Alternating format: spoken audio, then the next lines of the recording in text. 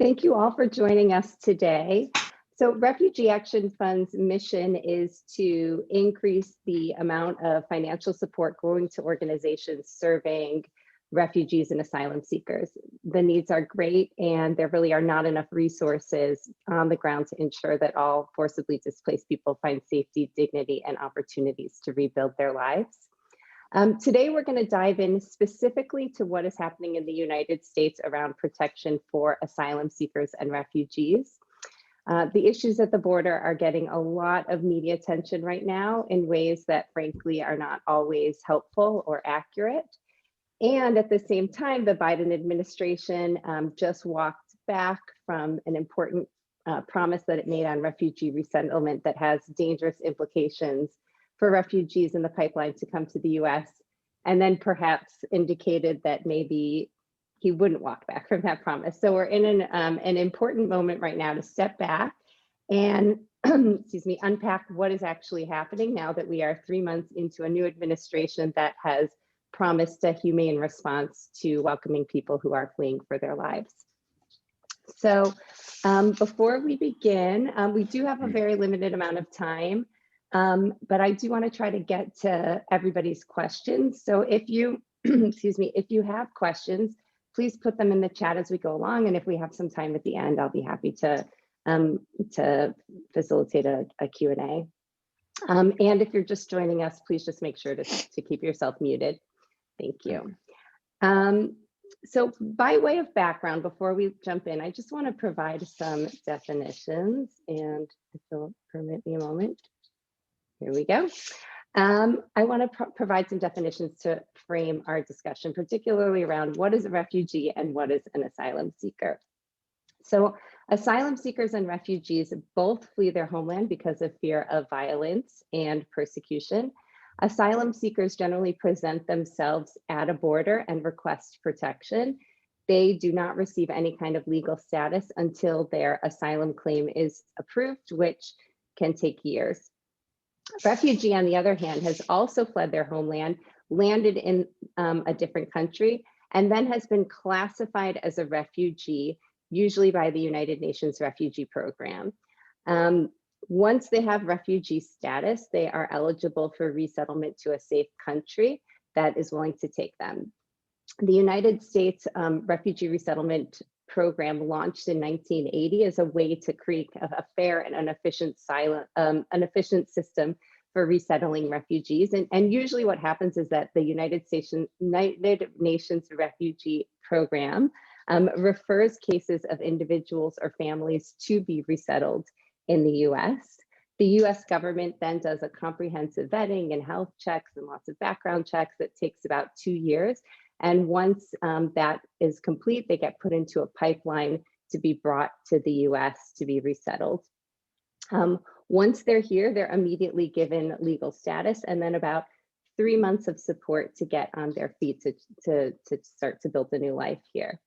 Asylum seekers, on the other hand, while 3 months of support is not much at all, asylum seekers, on the other hand, get no support at all. They're not provided any government support while they await their asylum claims. In fact, they're often detained. And while they undergo a very legal process to prove their asylum case in court, it's not a process, they're not provided with a lawyer. So it's a process that they either have to navigate on their own or they have to secure legal representation, which is usually costly, and there just isn't enough pro bono legal representation to represent all asylum seekers. It's important to point out that under international and US law, people have a legal right to claim asylum.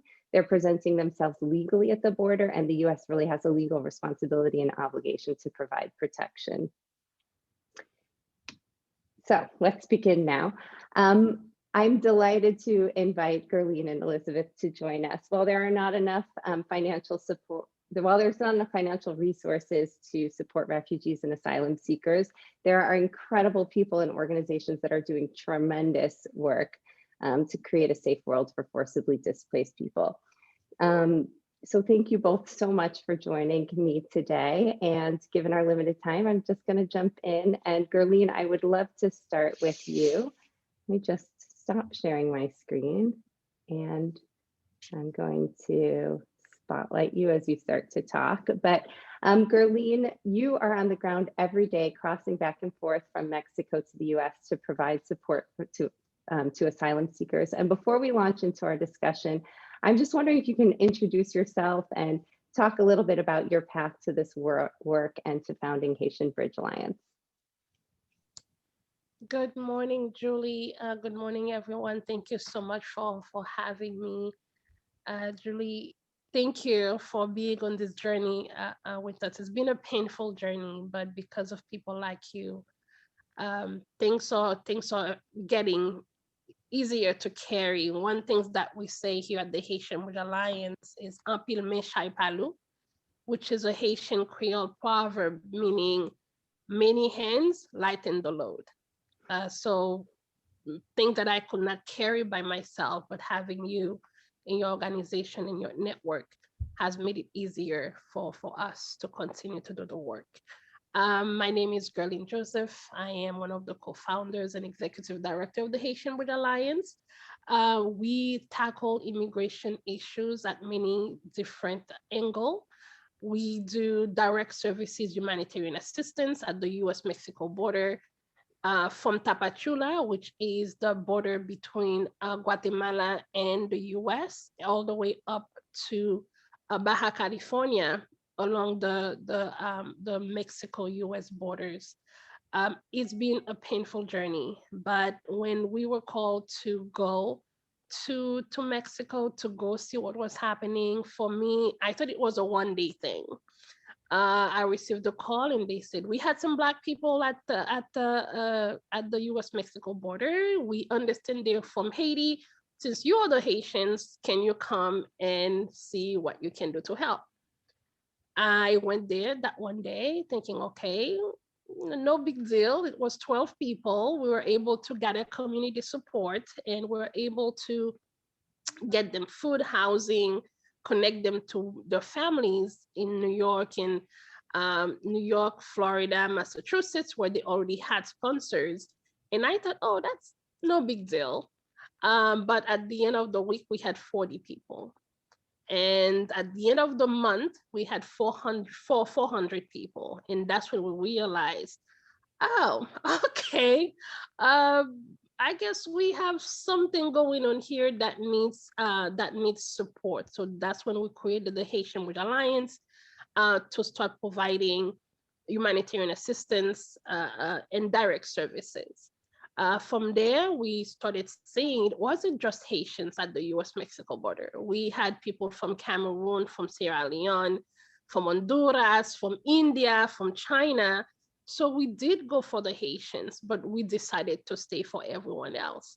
So that's how we not only started doing humanitarian assistance and direct services, we also started doing organizing within the community to make sure that those people get some type of support. And from there we also added advocacy because we realized, even myself as an immigrant, I did not understand what those people were going through. I was fortunate enough to get on a plane to come to New York, although it was extremely difficult for my family and I.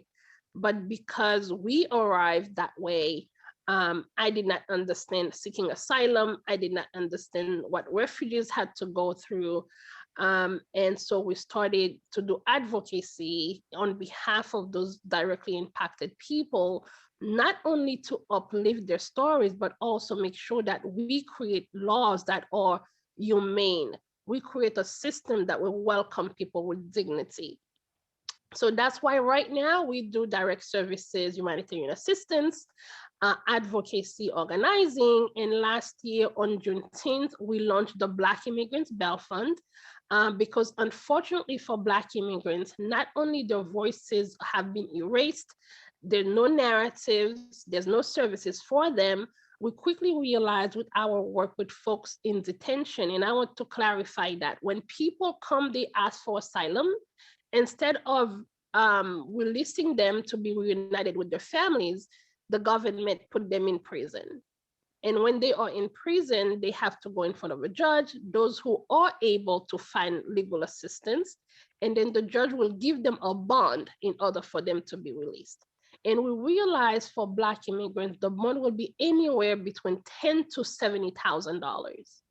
And now imagine somebody who just escaped Haiti or just escaped Sierra Leone or Cameroon, and they made the journey, literally crossing the entire continent, barely survive at the end of it.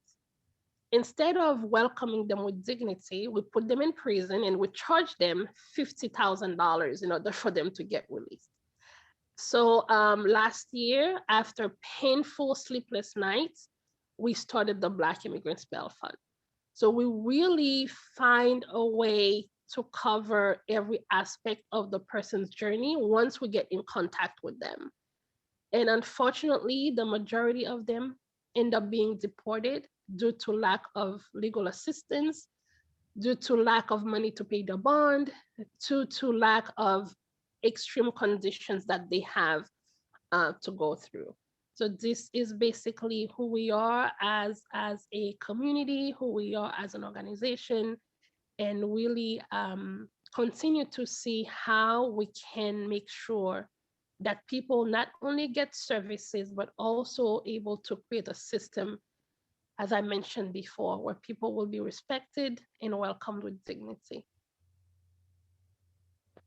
Thank you so much, Carleen, for sharing your story. I'm going to move to Lizzie. Welcome, Lizzie. I'm so glad that you're joining us as well. I'm wondering if you can tell us a little bit about the International Refugee Assistance Project and its evolution from a legal services provider to also doing policy and advocacy work. So the International Refugee Assistance Project, or IRAP, began providing legal services to a primarily Middle Eastern client base of refugees and special immigrant visa recipients in the late 2000s, and quickly realized, the few folks working at the very small organization at the time, that in addition to individual cases that really needed this legal representation, there were also significant systemic issues which needed systemic solutions. And thus we began at first with kind of a policy advocacy department, and later added a litigation department to find some hopefully more systemic solutions to these problems that we were seeing client after client face, ranging from really small technical aspects of their processing during the application process to macro level issues like how many refugees are admitted to the United States every year. So our policy work flows from our casework, informed by what our legal aid attorneys are seeing happening on the ground, what our clients' needs are, what our clients are telling us their needs are.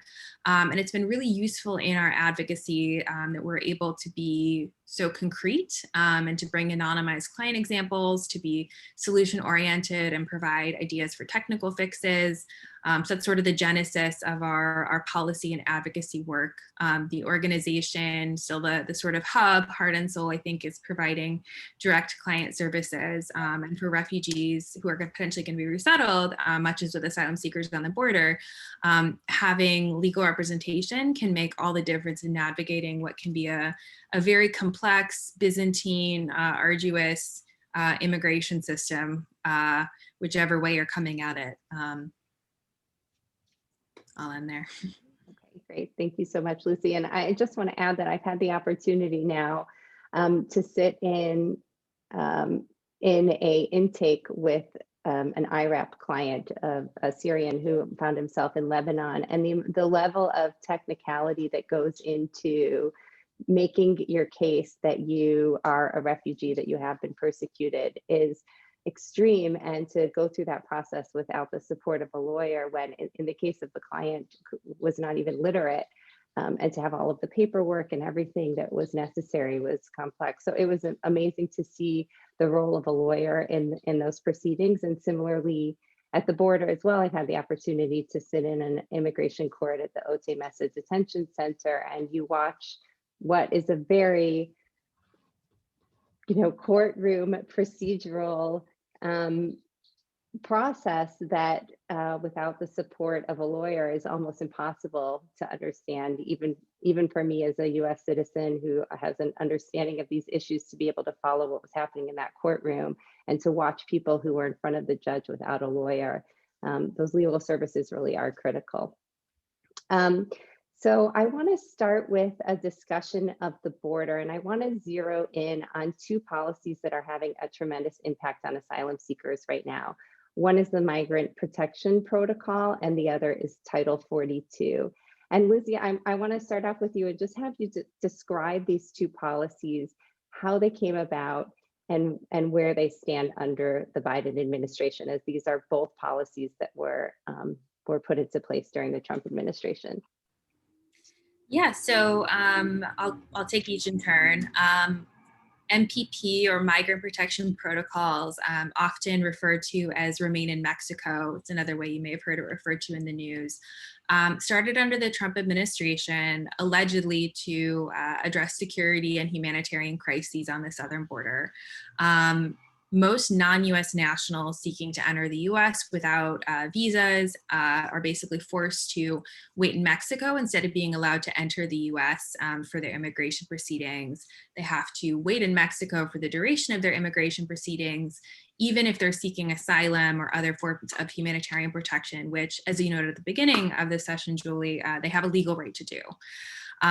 So Mexico allegedly, again, provides them with humanitarian protections, but often doesn't actually have the capacity to do that. And people are left in sometimes really dangerous conditions, sometimes conditions as dangerous as where they fled from, depending on where in Mexico they are, depending upon certain aspects of their identity that might put them at particular risk, such as women and girls who are traveling alone, LGBTQ plus, asylum seekers, etc.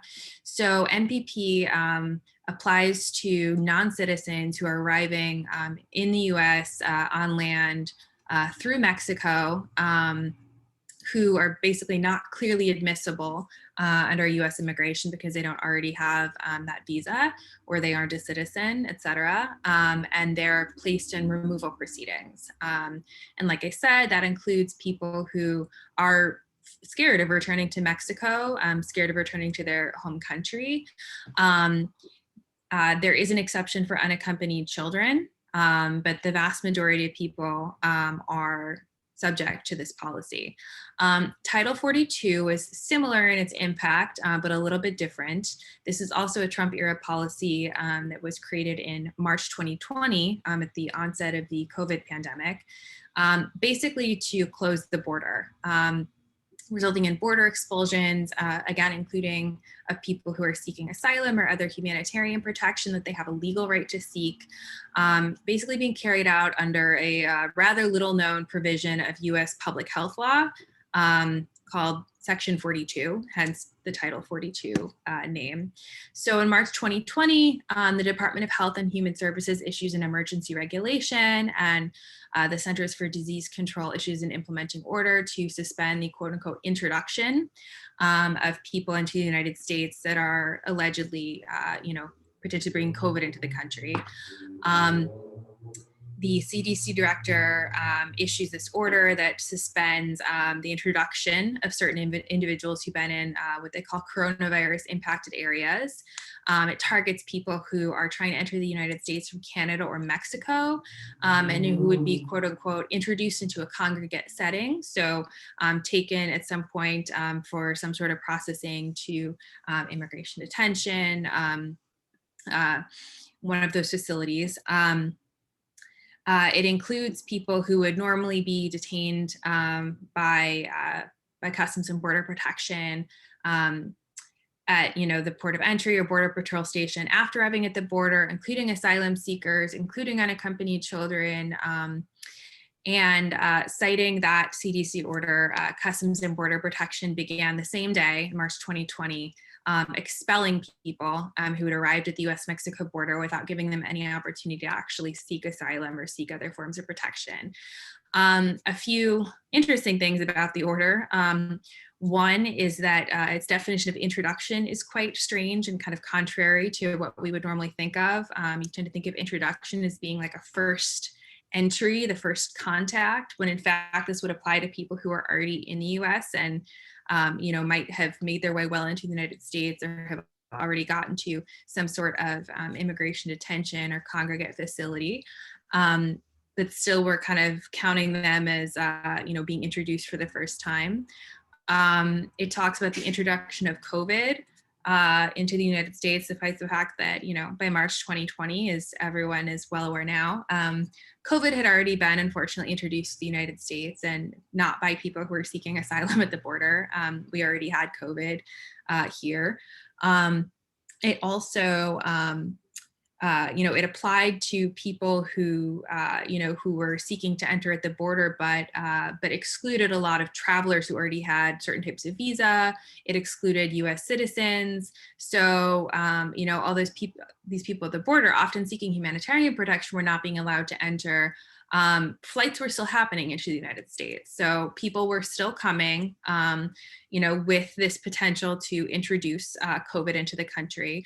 So, long story short, it's kind of a thinly veiled attempt to, to shut down the border with really weak public health justifications. And in fact, at the time that this policy started, a lot of public health experts around the country came out, signed on to letters, spoke, and to the media to say that this didn't make any public health sense. There was no real public health justification for this in light of the reality of how COVID was spreading, where it already existed, the reality of the immigration processes, and reportedly a lot of public health experts within the CDC were vocally opposed to it in this decision-making process, but were kind of overrun by some higher ups. So we know that it didn't make a lot of public health sense. And using that provision under Title 42, hundreds of thousands of people have been subjected to expulsion since the pandemic began. Even though, again, ports of entry to the United States remain open, with millions of people coming in and out of the country during that time, just because they, whether they were citizens or they had some form of visa, they were being allowed. Thousands of people flying into the United States every day. So at this point, we're a few months into a new administration. Unfortunately, both of these policies are still largely in place. We, I think, have been quite disappointed to see kind of how they've been drug out. There have been some small amendments. In November, a judge ruled that it was illegal to expel unaccompanied children pursuant to the Title 42 policies under these public health justifications. And very early on in the Biden administration, President Biden and his team amended Title 42 and the associated CDC order to exempt unaccompanied children from that. But we still are basically seeing, that in place. With the migrant protection protocols, in theory, they're supposed to be, winding down. That's also been a pretty drug out process, and we're not happy with where the administration's at on that. I think this is a question that will come up later in this discussion with regards to refugee resettlement as well. But I think overall we're seeing a lot of sort of panic and conflation of issues and sort of messaging around this quote unquote border crisis or surge at the border. And because of that, a reluctance on the part of the Biden administration to follow through on some of the policy promises that they made, a follow through, on the general spirit of a more humane immigration system at the moment. So I'll leave it there for now. Thank you, Lizzie. Essentially, and I just want to make sure everybody understands that the border is still effectively closed because of Title 42. And the only people that can really get in are unaccompanied minors right now, and some people in the Migrant Protection Protocol program that have been slowly starting to be welcomed into the US. Gurleen, can you tell us a little bit about what you're actually seeing on the ground and how this is playing out as somebody who's really seeing it firsthand? Thank you, Julie. And Elizabeth, thank you so much for giving a detailed explanation about both MPP and Title 42. And Taisha just added the Title 42 report that HBA did alongside. I can never say the name because and in a darker black, we just released that last month. Please take a look at it so that you can get more information of what's happening on the ground. And we will also have another report about Title 42 that we are working with Human Rights First that will be released later this week. What we are seeing happening on the ground is, as Elizabeth mentioned, Title 42 has been used to completely close the border, right? To asylum seekers. You and I can come and go as we please. We can carry COVID-19 to Mexico and give it to everybody there, and it's okay. But we see the Biden administration continues to use Title 42 as a trap, literally a trap for all asylum seekers, all migrants who have been waiting at the U.S. Mexico border for the past 4 or 5 years. And we can say that just to Haiti, last week made the number 28 flight under President Biden that left from the United States to Haiti. I don't know if some of you know what's happening in Haiti right now. We are in the middle of the worst socio-political uprising that we have seen in the past 50 years, where last week the prime minister resigned, leaving Haiti ruling by a de facto president without any access to any type of support. Violence is rampant. Men, women, children being kidnapped, yet we see the United States using Title 42 to deport pregnant women, newborn infants as young as 2 weeks old, and children in the prime of their growing, where they should be protected, but we see they are being deported. And some of those children not deported because they were born at the U.S. Mexico border, because the amount of time it takes, right, for them to even get a chance to apply for asylum is so prolonged. We see the majority of those children that are being sent to Haiti right now were not born in Haiti. So right now at the U.S. Mexico border, all the way from Tapachula to Baja California, we hear about a crisis. But what people do not understand is that this is a bottleneck of people who have been waiting at the U.S. Mexico border, people who have been caught under MPP. And even when we hear about MPP, the only people who are allowed are the people who have active cases. Now imagine during the COVID-19 and all of this that's happening, people unable to cross to come to their court hearing, because what MPP did is that they sent the people back to Mexico, but they still have court hearings in the United States. And if you miss that court hearing, then they will close your case. And MPP right now is only for people who still have an active asylum case. And anyone who who's not an MPP, and the majority of Black immigrants, as I mentioned, from the Caribbean and Africa, are not in MPP. They were forced to start to be put on a metering line that is not being taken care of by the US government, not being taken care of by the Mexican government. It's just a list that officially does not exist, but used to control people at the US Mexico border. Right now, people are in complete disarray. They have no plan to what they need to do, no guidance, and the border is still closed. We are having people unable to eat, unable to survive, unable to access the process. Now, when we talk about Black immigrants from the Caribbean in Africa, people traveling in their Black bodies are extremely vulnerable. You know, unlike our community members from South and Central America, when they come to Mexico, they might be able to blend in. They might be able to pass. But if you are a Black migrant, the moment you show up in Mexico, they know you do not belong. They know you are a migrant, and therefore you are extremely vulnerable, to the point where when they just opened MPP on February 19th of this year, of course, I was there that day. And at Chaparral, which is the U.S. Mexico border in Tijuana, there were about 500 people. 2/3 of those people were Black migrants. If you go there today, you might find 10, because anti-Black racism has found its way even at the encampment.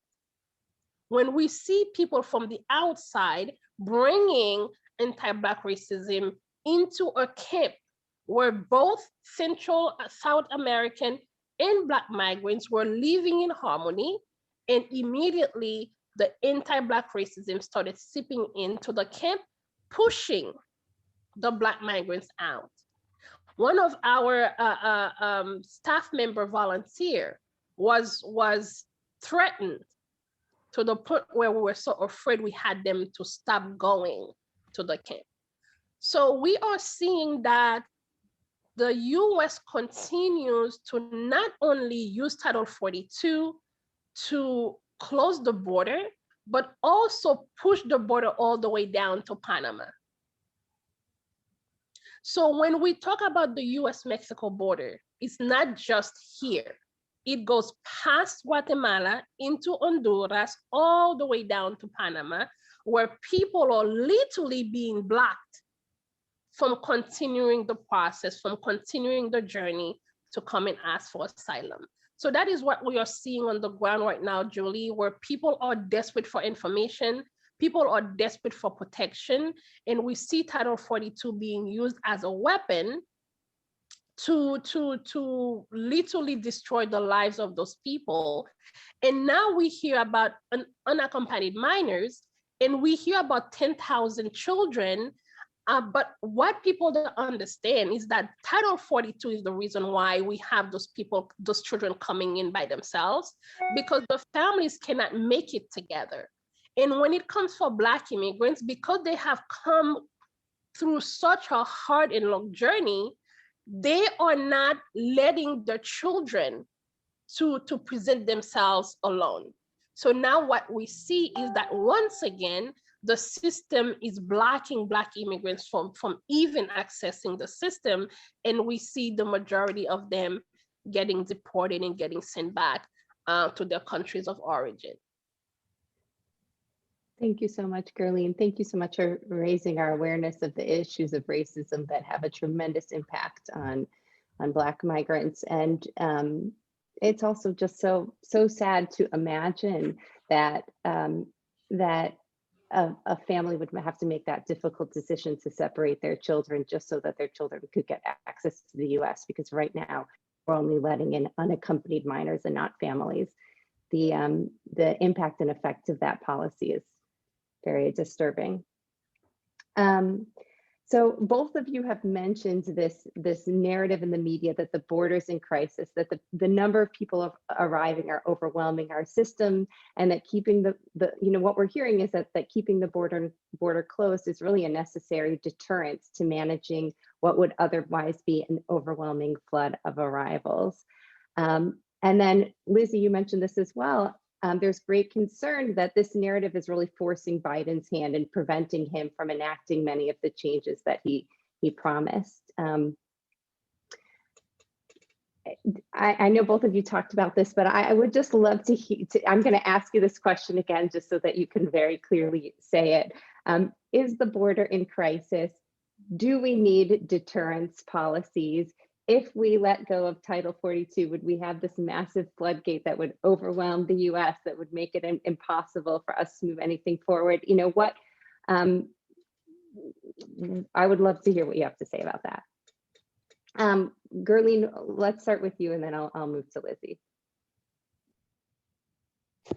Yes, the reality is we have been planning, right, to welcome people with dignity for a very long time.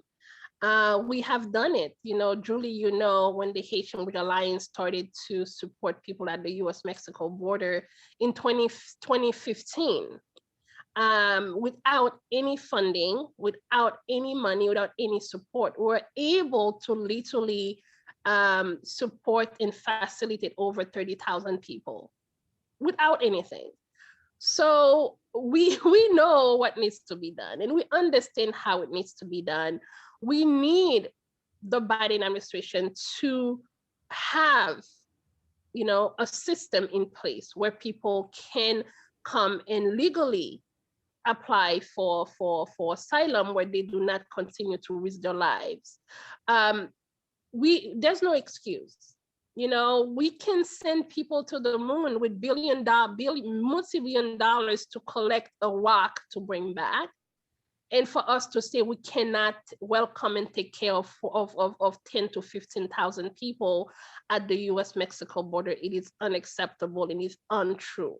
And we have local organizations from along the border who are willing and able to support a system where people will be received, people will be fed, people will be connected with their sponsors, children will be reconnected and reunited with their families. So we are ready to make this happen.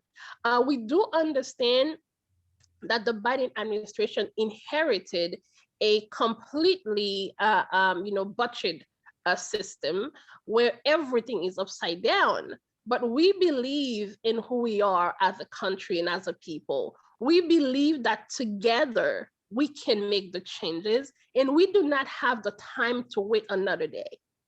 Because those people who are the most impacted people at the U.S. Mexico borders have been waiting for 4 or 5 years. And we cannot any longer allow the administration, allow the U.S. to play with people's lives. So we are here, we are ready to make the changes to support a system that will welcome people with dignity. Great, thank you. Lizzie, I'm going to let you answer that question, but I'm also going to ask you the next question, and perhaps you can talk about the two policies because we don't have much time. So I wanted to shift to the refugee resettlement program. Lizzie, I'm wondering if you can briefly talk about what has happened to this program during the Trump administration, what Biden promised, and where things stand now. And I'll let you kind of respond to the previous question as well, because a lot of the talk about Biden's lack of upholding his promise to increase the number of refugees allowed to come into this country is because he's afraid of backlash that he's been receiving around what's happening at the border. So as we know in this webinar, those two issues are very, very different. There's what's happening at the U.S. Mexico border, which is around asylum, and then the U.S. Refugee Resettlement Program, which is a completely separate program. But can you just sort of enlighten us about what's going on with that and why it is being conflated with the border as well? Yes, so I'll try to be brief, but a quick overview. So the U.S. Refugee Admissions Program, which, as we noted at the beginning of this discussion, is distinct from asylum seekers who arrive at the border to seek protection, was decimated during the Trump years.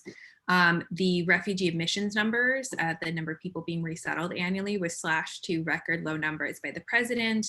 And even those annual numbers were generally not met because of new restrictions, redundant, opaque, kind of inefficient additions to our security vetting process, including the Muslim ban, which was eventually bifurcated, into kind of a travel ban and a refugee ban.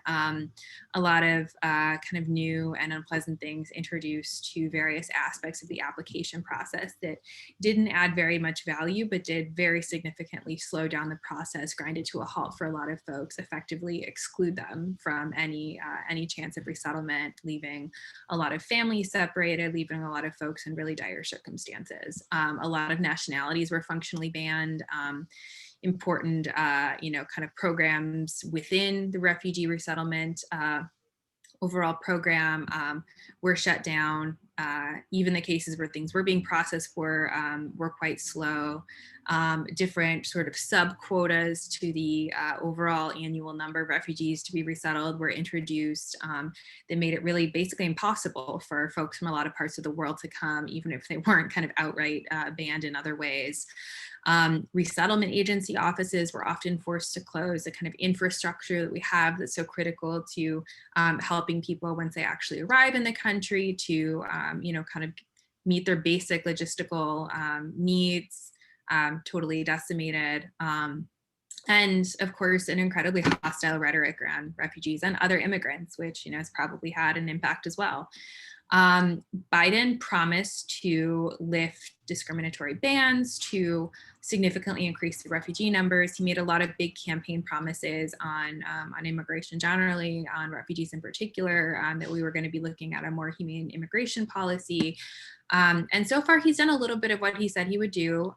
He did rescind the Muslim ban executive order. He's changed some of the other negative Trump executive orders and regulations, but so far falling short of a lot of the promises he made that I think folks in this advocacy space were really hoping to see come to fruition. Of course, we're still advocating on them, and we're not going to give up on that front, and we haven't lost hope, but what we're seeing at the moment is pretty disappointing. President Biden in February sent a report to Congress indicating that he was going to raise the refugee admissions number for the rest of this fiscal year. Fiscal years run October through September, so the remainder of the fiscal year from February, March through September of this year. The remainder of this year to 62,500 refugees, and that after that we were going to see a much larger number once the infrastructure was rebuilt.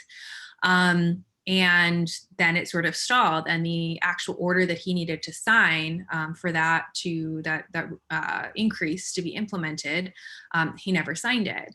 And as the weeks dragged on, I think advocates have tried a lot of different strategies pushing on this. You may have seen some op-eds in a lot of the big national papers, a lot of pressure on the administration. And what we're seeing is indeed apparently a kind of conflation of these issues, a framing of what's happening at the border that are leading, the White House to be very hesitant to actually follow through on promises around refugee resettlement. So we got an executive decision at the end of last week that the refugee we call it presidential determination, but sort of the goal target number for the rest of this fiscal year would remain at 15,000, which was a record low number set by President Trump.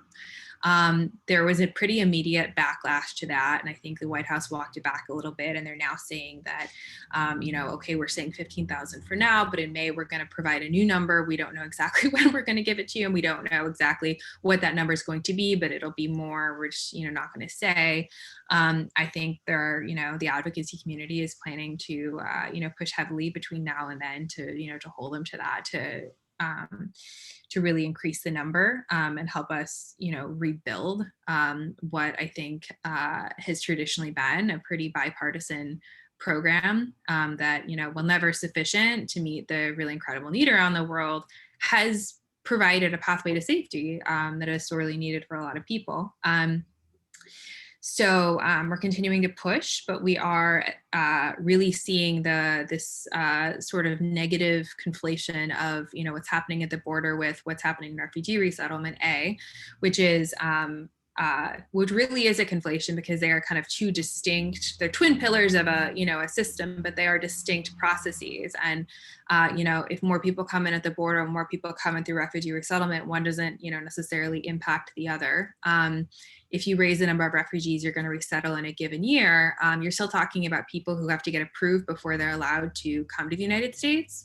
So it doesn't really seem to tie in with a sort of floodgates concern that, people have about what would happen at the border. They're kind of distinct things.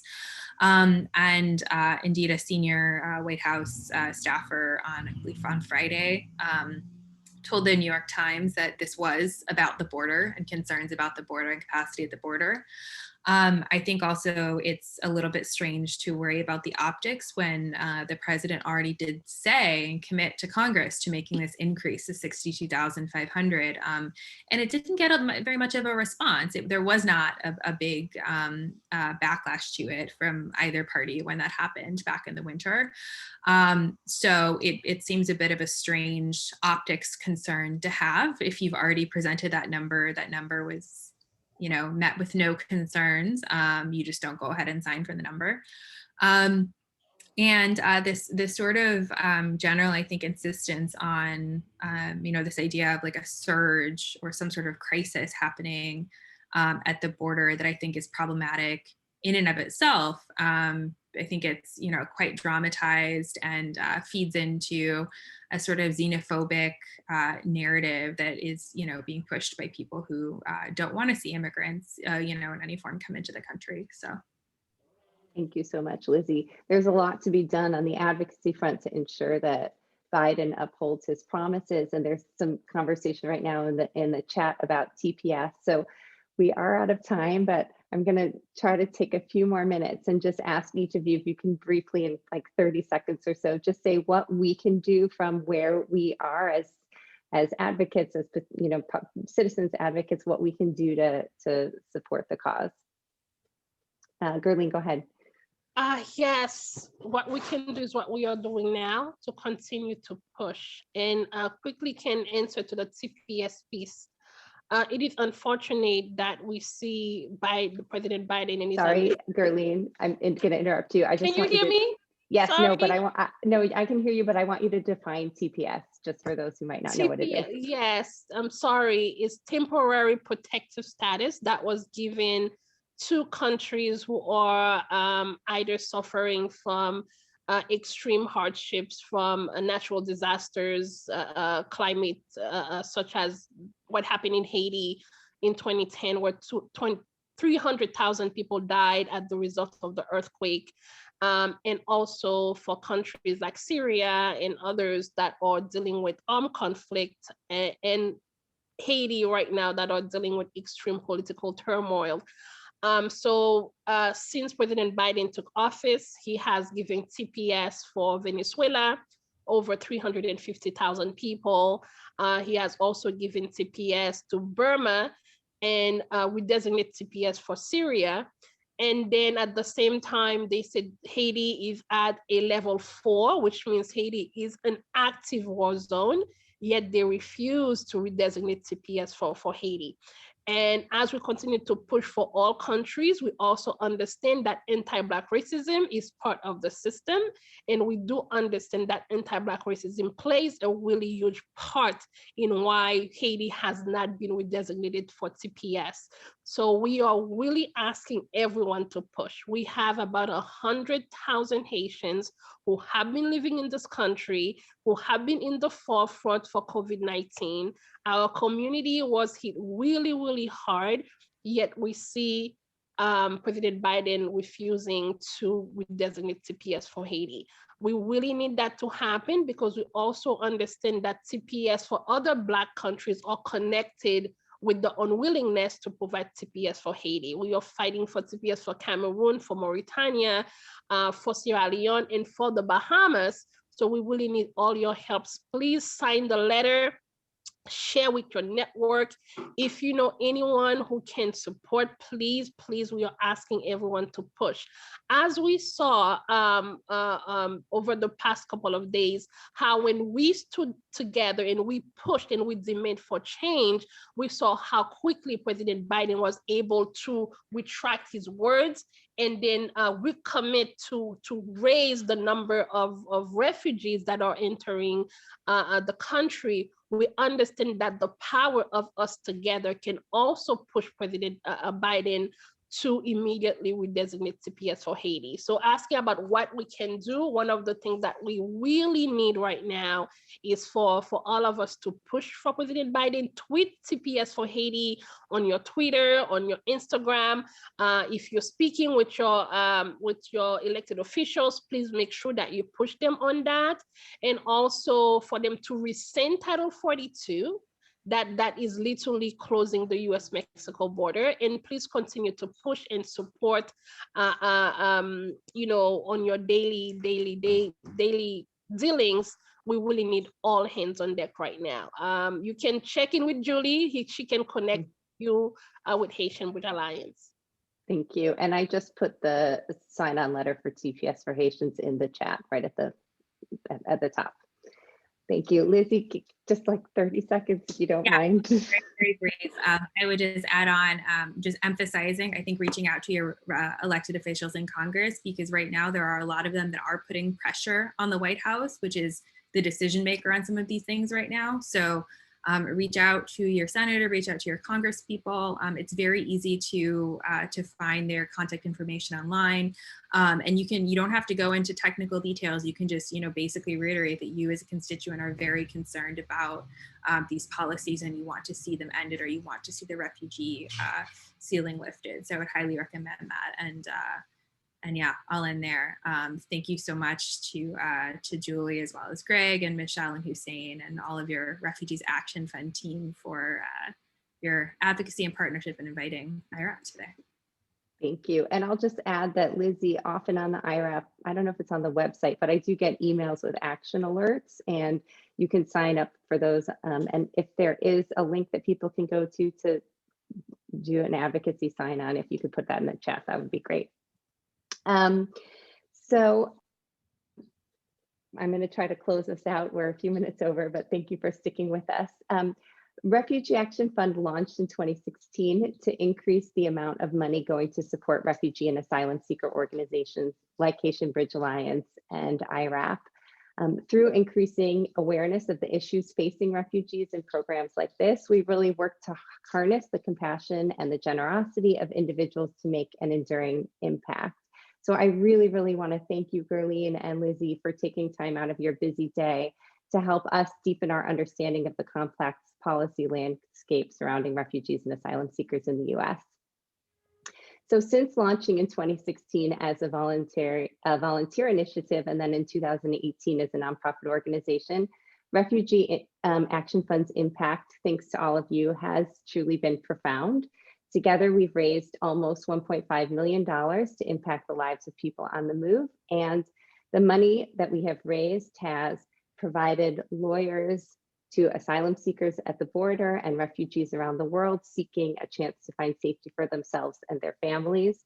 We've helped refugees resettle here and in the US, and in Canada and elsewhere, and given them the support that they need to rebuild their lives. We've provided immediate humanitarian assistance to people fleeing their homes with only the items they can carry on their backs, including psychosocial support, shelter, cash assistance, transportation, and job training. We funded critical advocacy and impact litigation to ensure that governments around the world uphold the rights of refugees and asylum seekers. And this past year, with the impact of COVID, we were able to really step up our support to organizations to ensure that they could meet the emergency needs of their clients. I'm also really proud of our work to identify and support communities that often fall through the cracks of receiving attention. Gerline spoke very poignantly about the way that Black migrants are often left out of receiving support and aid. Black migrants, LGBT, Indigenous communities, these are all communities that often do not receive support from large aid organizations who are not specifically thinking about their needs. And certainly philanthropy has not stepped up to support these groups. And I'm really proud of our work to identify and support organizations that are really helping those who are most vulnerable. So to make all of this happen, we really need your help. Here is two things that I'm going to ask of you. One, please make a donation. It's really easy to do so online at refugeeactionfund.org, and I really encourage you to give generously. And I also want to ask all of you to really help us spread the word and share this event and really what you've learned with your friends and networks. So this event will be available on our website. We're also going to do a blog post about it. It's something easy that you can share out, and I'll send a follow-up email to everyone here on this call to let you know where to find that.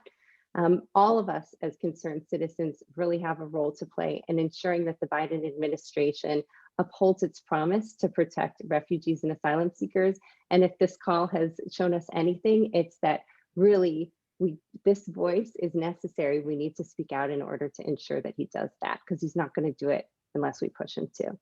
So please join me in helping spread the word and in making this impact. And thank you all so much for taking the time. I'm not going to do a 45-minute lunch and learn because it's impossible in the future. So thanks for sticking with us for almost a full hour. I really appreciate it. And thank you again to Gerlene and Lizzie. Have a great day, everyone. Thanks so much, everyone. Okay, bye-bye.